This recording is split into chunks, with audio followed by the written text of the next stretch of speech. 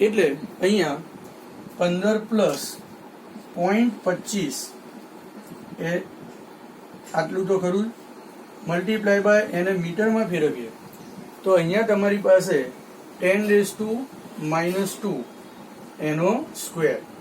તો આ ડાબી બાજુની દિશામાં હશે અને અહીંયા કિંમત આપણે ડાયરેક્ટ લખીએ તો અહીંયા આના બરાબર એ કેટલી કિંમત થાય છે 3.86 મલ્ટીપ્લાય બાય 10⁶.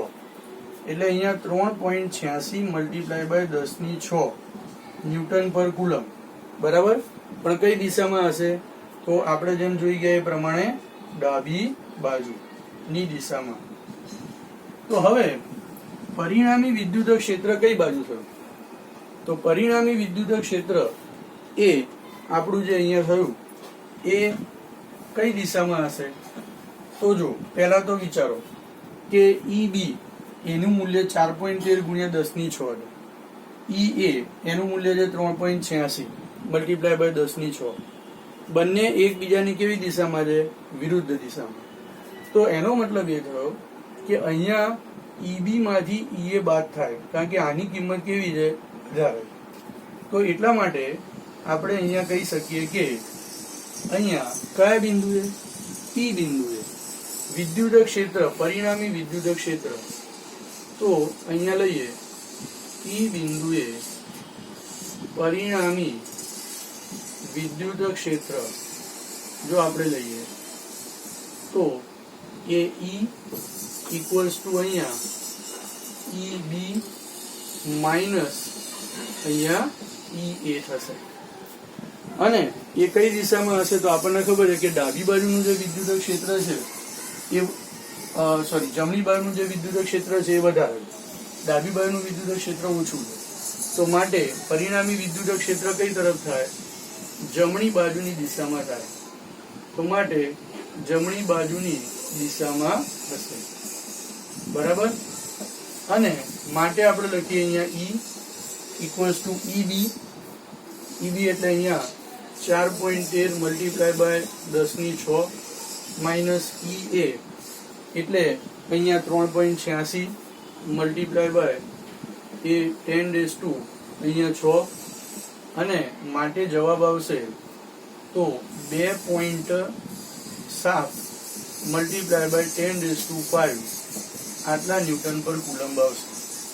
અને એ કઈ બાજુ હશે જમણી બાજુ હશે.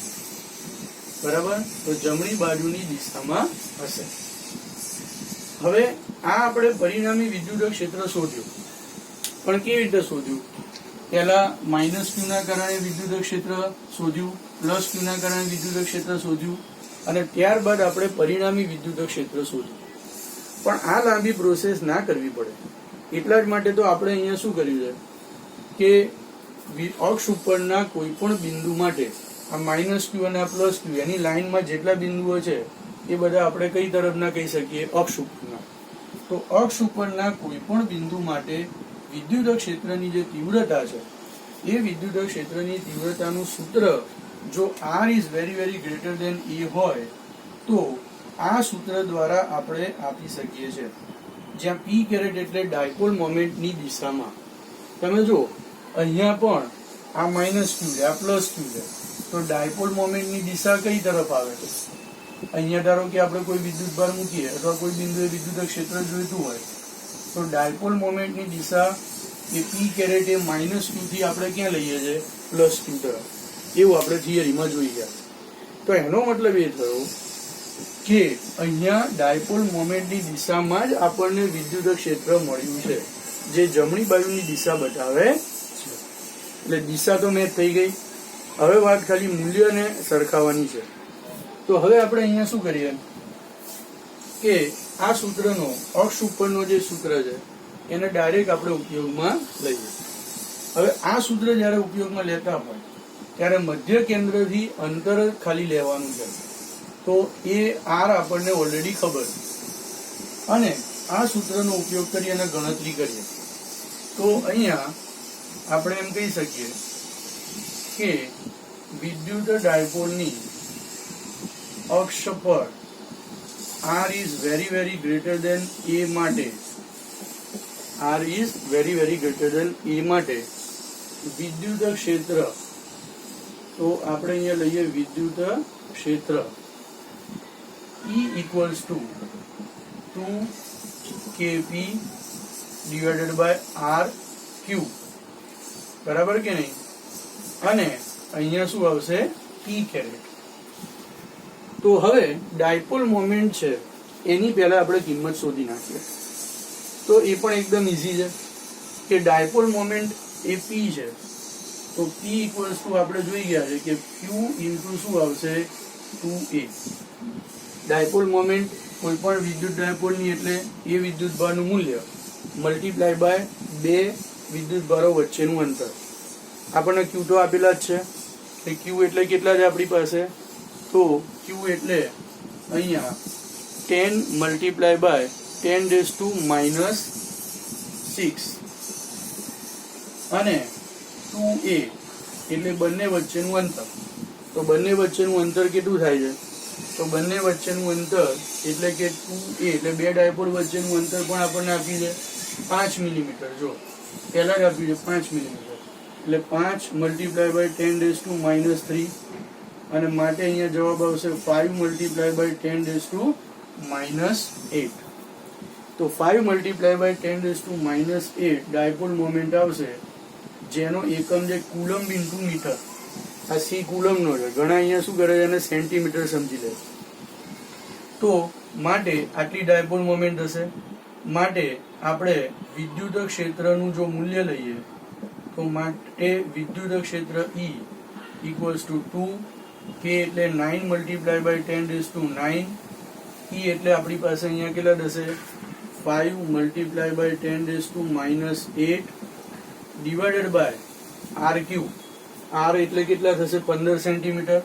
તો અહીંયા 15 મલ્ટીપ્લાય બાય 10⁻² મીટરમાં ફેરવી અને જો આપણે એનો ક્યુબ લઈએ તો અહીંયા જવાબ આવશે 2.7 મલ્ટીપ્લાય બાય 10⁵, જે આપણે અલગ અલગ વિદ્યુત ભારને લઈને શોધ્યા હતા એની જગ્યાએ અહીંયા આપણને મળશે 2.5 multiply by 2.6 multiply by 10⁵ newton per coulomb. બરાબર? અને એ પણ કઈ દિશામાં હશે? જમણી બાજુની દિશામાં હશે. કારણ કે તમે જુઓ કે આ સૂત્ર પ્રમાણે વિદ્યુત ક્ષેત્ર પી કેરેટની દિશામાં.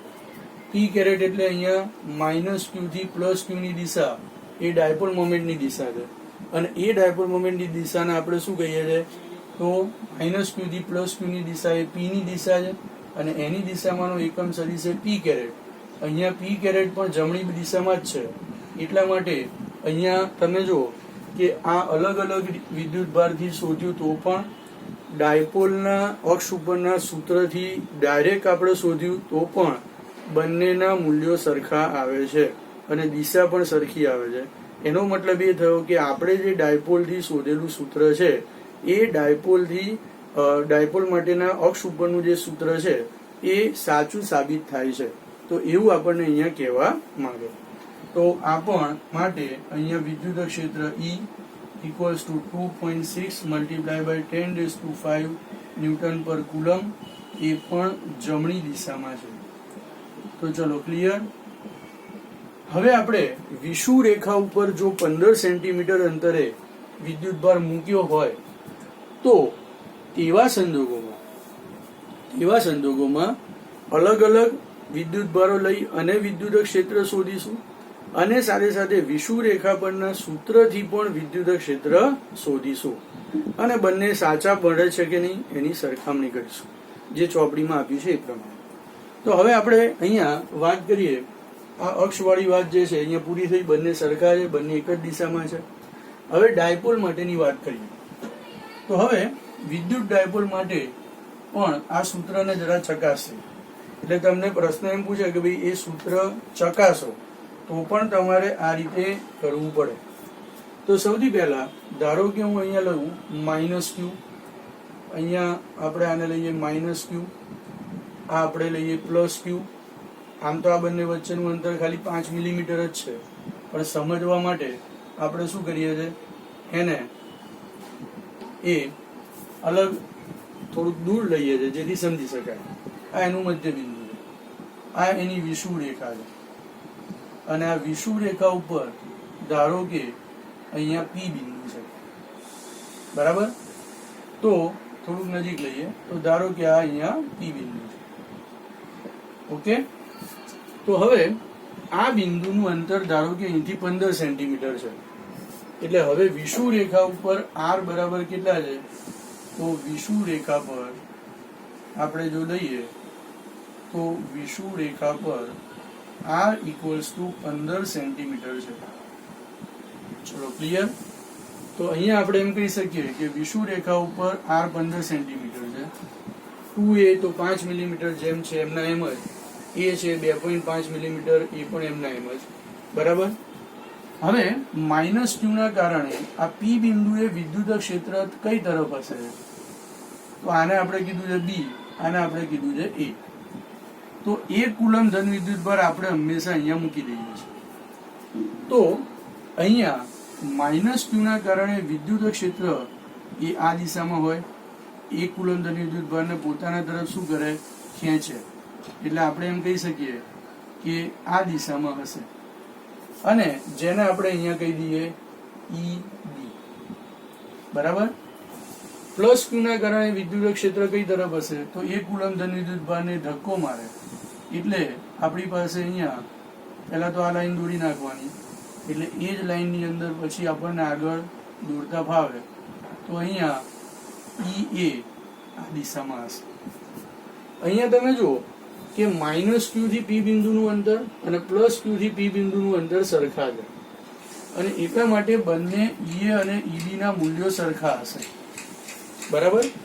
તો આપણે સૌ પ્રથમ બંનેના મૂલ્યો શોધી નાખીએ. તો -q થી પી બિંદુનું અંતર કેટલું થાય? તો જો આટલેથી આટલું અંતર આપણે એ લીધું છે, આટલેથી આટલું અંતર આપણે આર લીધું છે. તો -q થી p નું અંતર કેટલું થાય? r² + a² / 1/2. અને એ જ પ્રમાણે a થી p નું અંતર કેટલું થાય? તો એ પણ પાયથાગોરસના પ્રમેય પ્રમાણે r² + a² શું થાય? 1/2. ક્લિયર. તો આ રીતે આપણને -q અને +q બંનેથી અંતર સરખા મળે છે, જે પાયથાગોરસના પ્રમેય પ્રમાણે એ r² + a² 1/2 મળે છે.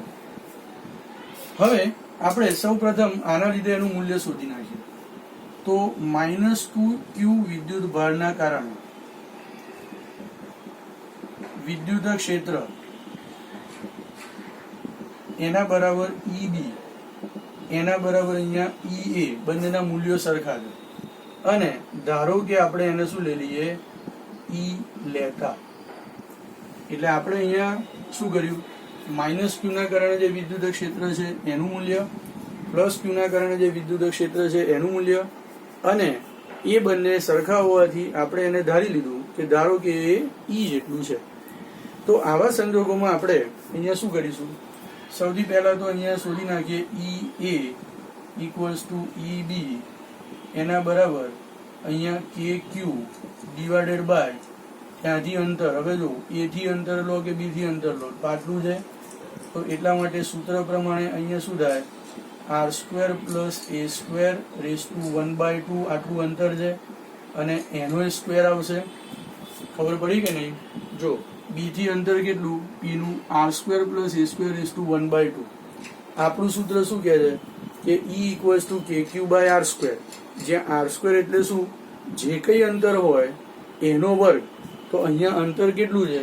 r² + a² 1/2 એનો વર્ગ. તો એટલા માટે આ કેન્સલ થાય. તો એટલા માટે અહીંયા મૂલ્ય થશે kq / અહીંયા r² + a² આટલું મૂલ્ય થશે. તો આને આપણે સમીકરણ નંબર 1 કહી દઈએ. હવે આપણે અહીંયા એની દિશા કઈ છે? એટલામાં તો ડાયરેક્ટ મળી જતું હતું કે ભાઈ આની દિશા જમણી બાજુ, આના કારણે ડાબી બાજુ. જમણી બાજુની વિદ્યુત ક્ષેત્રની દિશા જે હતી એ દિશામાં મળતું હતું, કારણ કે એ બાજુનું વિદ્યુત ક્ષેત્ર વધારે. પણ અહીંયા આપણે બે અલગ અલગ દિશામાં છે. ઈ એ આ બાજુ છે, ઈ બી આ બાજુ છે. તો આપણે પરિણામી વિદ્યુત ક્ષેત્ર આકૃતિની સમમિતિ પરથી કહી શકીએ કે કઈ બાજુ હશે. તો જો બંનેની લંબાઈ સમાન છે, કારણ કે બંનેના મૂલ્યો સરખા છે.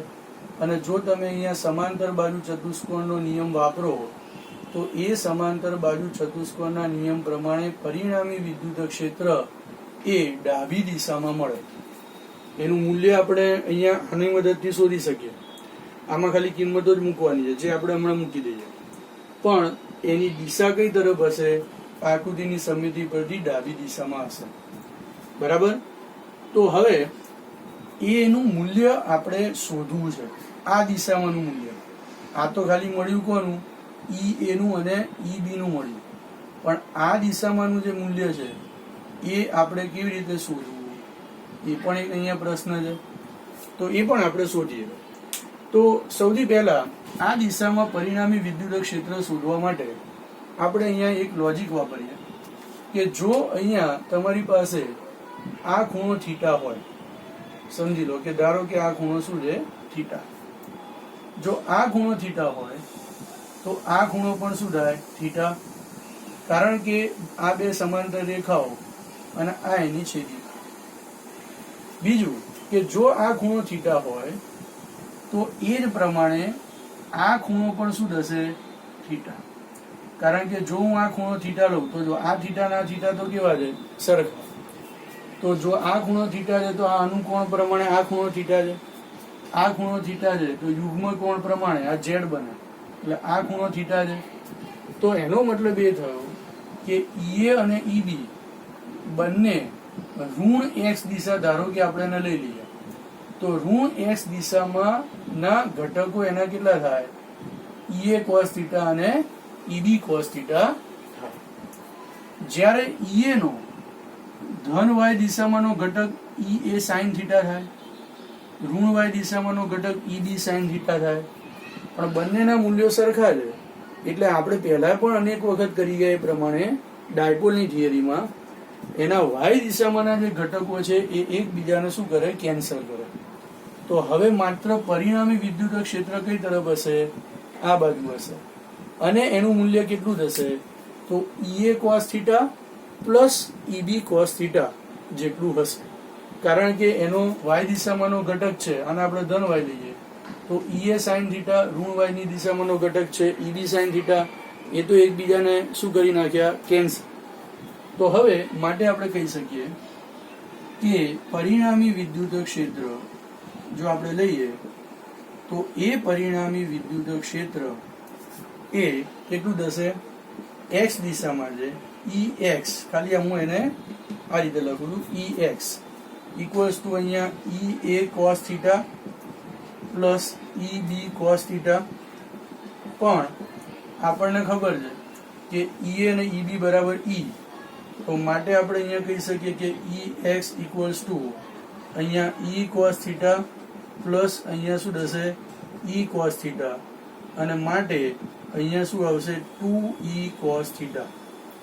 તો પરિણામી વિદ્યુત ક્ષેત્ર એ ઈ એટલે ઈ જ રાખીએ, 2e કોસ થીટા, જે કઈ દિશામાં હશે? ડાબી બાજુની દિશામાં હશે. અથવા તો આપણે એમ પણ કહી શકીએ કે તે ઋણ એક્સ ની દિશામાં હશે. કઈ દિશામાં હશે? ઋણ એક્સ ની દિશામાં હશે. ક્લિયર? તો એ તો દિશા તો નક્કી થઈ ગઈ. હવે જો આપણે માત્ર એનું મૂલ્ય જોઈતું હોય તો આમાં કિંમતો મૂકવાની રહે. તો એના માટે આપણે આ રીતે લખી શકીએ કે ભાઈ ઈ ઇક્વલ્સ ટુ અહીંયા 2. હવે એ પણ ધ્યાન રાખજો, અહીંયા ઈ એટલે આપણે ઓલરેડી જોઈ ગયા કે ઈ એટલે કે ક્યુ upon R square plus A square. તો એટલા માટે આપણે અહીંયા લઈએ કે ઈ ઇક્વલ્સ ટુ અહીંયા 2, પછી અહીંયા આ ઈ આને પરિણામી છે એટલે આપણે ધારો કે ઈ ડેશ કહી દઈએ બધે, તો 2e cos થીટા, તો અહીંયા kq divided by R square plus A square. હવે જો cos થીટા આપણે શોધવા જવાની જરૂર નથી કે થીટા આપણે શોધવા નહીં જઈએ, પણ સિમ્પલ ટ્રિગોનોમેટ્રી પરથી તમે અહીંયા cos થીટા લો તો cos થીટા બરાબર આ કાટકોણ ત્રિકોણ છે, તો પાસેની બાજુ એટલે a અને કર્ણ એટલે આપણે હમણાં જોઈ ગયા હતા એ પ્રમાણે r² plus a² raise two 1/2. એટલે અહીંયા આપણે cos થીટાની જો કિંમત લઈએ તો અહીંયા શું આવશે, a છેદમાં r² plus a² raise two 1/2. ખબર પડી? જો cos થીટા આપણે લઈએ તો cos થીટા બરાબર શું થાય, પાસેની બાજુ છેદમાં કર્ણ. પાસેની બાજુ છે એ છે અને કર્ણ કેટલો છે, r² plus a² raise two 1/2. તો માટે e ઇક્વલ્સ ટુ 2kq છેદમાં r² plus a² into a upon r² plus a² raise to શું આવશે, 1/2. તો હવે અહીંયા બધી કિંમતો મૂકીએ તો અહીંયા 2, અહીંયા kq, અહીંયા a છેદમાં r² પ્લસ a² ની 1 ઘાત પ્લસ 1/2 એટલે 1 પ્લસ 1/2 તો 3/2 થાય. બીજું આપણને ખબર છે કે 2qa એટલે ડાયપોલ મોમેન્ટ છે, તો એટલા માટે આપણે અહીંયા ડાયપોલ મોમેન્ટ પણ લઈ લઈએ કે માટે 2qa. તો અહીંયા જો k ઇન્ટુ p છેદમાં r² plus a² raise two 3/2. હવે જો આ ડાયપોલ મોમેન્ટની વિષુવ રેખા ઉપરનું જે સૂત્ર છે એ જ આવી ગયું કે ના આવ્યું? આપણે ચોપડીમાં લાંબી રીતે ગણતરી કરી છે તો માટે આપણે કરવાની થાય. તો એટલા માટે અહીંયા હવે કિંમતો મૂકીએ તો, અથવા તો ડાયરેક્ટ અલગ મૂકવી હોય તો પણ મુકાય કે અહીંયા 2 k એટલે કેટલા, 9 multiply by 10 raise to 9. q એટલે કેટલા થાય, તો અહીંયા આપણી પાસે 10 મલ્ટીપ્લાય બાય 10 રેઝ ટુ -6. કોઈ એમ કે ના હું ડાયપોલ મોમેન્ટની ડાયરેક્ટ કિંમત મૂકું તો એ પણ ચાલે. તો અહીંયા 10 મલ્ટીપ્લાય બાય 10 રેઝ ટુ -6 એ એટલે તમારી પાસે કેટલા છે અહીંયા, તો 2.5 મિલીમીટર. તો અહીંયા 2.5 મલ્ટીપ્લાય બાય 10 રેઝ ટુ -3 છેદમાં r². r² એટલે અહીંયા 15નો સ્ક્વેર પ્લસ અહીંયા 0.25નો સ્ક્વેર અને રેઝ ટુ અહીંયા શું આવશે, 3/2. તો આ રીતે આપણને અહીંયા એની કિંમત મળશે. તો 0.25 છેદમાં આ રીતે આપણે આ કિંમત શોધી શકીએ. તો અહીંયા લગભગ જે જવાબ આવે છે એ આપણી પાસે અહીંયા આવશે એ 1.33 ગુણ્યા 10⁵. તો 1.33 મલ્ટીપ્લાય બાય 10⁵. તો અહીંયા 1.33 multiply by 10⁵ A newton per coulomb આવશે. અને કઈ દિશામાં આવશે અહીંયા, તો ડાબી બાજુની દિશામાં આવશે અથવા તો ઋણ x ની દિશામાં આવશે. ચલો ક્લિયર? હવે આ જ કામ આપણે અહીંયા ડાયરેક્ટ આ સૂત્ર પર કરીએ, એના ઉપરથી કરીએ કે e equals two kp upon r³ into -p². તો તમે જો કે આ વિષુવ રેખા ઉપરનું બિંદુ છે, ત્યાં વિદ્યુત ક્ષેત્ર હંમેશા કઈ દિશામાં હોય, તો -p² ની દિશામાં હોય. હવે -p² એટલે આ -q થી +q ની દિશા એ p² ની દિશા થાય. તો -p² ની દિશા એટલે એના કરતા કેવી થાય, વિરુદ્ધ. અને એટલા માટે અહીંયા તમે જુઓ કે વિદ્યુત ક્ષેત્ર આપણે ઓલરેડી આમ જ મળે છે. જો આ સૂત્ર ના ખબર હોય તો પણ, અને સૂત્ર પણ આપણને એમ કહે છે કે ભાઈ વિદ્યુત ક્ષેત્ર ડાબી દિશામાં હોય અને એ જ અહીંયા આપણે શોધ્યું છે. તો એનો મતલબ આપણી જે જાણીએ છે એ વાત અહીંયા શું થઈ ગઈ, તો સાબિત થઈ ગઈ. તો અહીંયા આપણે સાબિત કરી.